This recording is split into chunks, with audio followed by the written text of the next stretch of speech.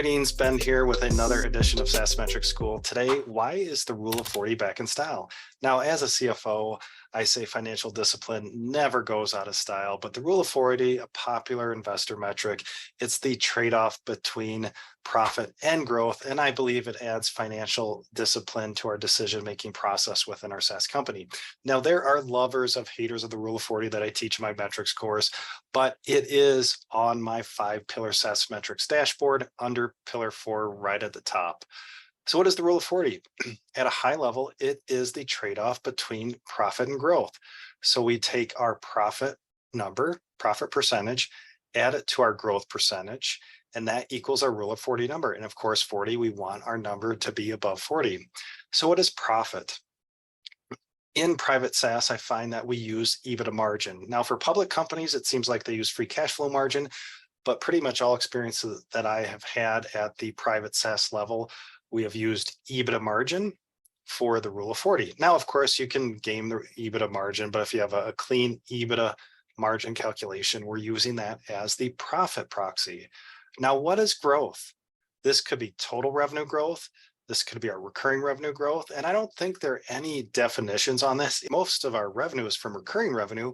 I would argue for a recurring revenue growth number because we know, say, if we have professional services, very important, makes our customers successful, but that's one time in nature. And obviously our goal is to push up our recurring revenue number.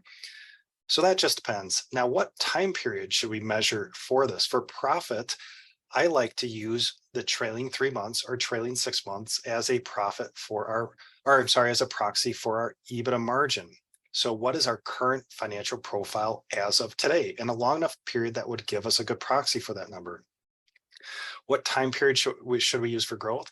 This is going to be, in my opinion, a year-over-year number, whether that's quarter over quarter with the previous year, or maybe the last 6 months over the previous year's last 6 months. Again, we need a long enough time period that would give us a consistent growth number, and we're not cherry picking time periods, which is how SaaS metrics can be very subjective. We cherry pick that time period to make the metric look better.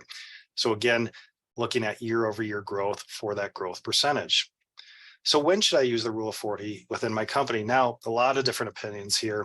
You see a lot of the big investment firms say 25 million ARR and above. Some you see 10 million ARR and above. Definitely, I think it's applicable at that level.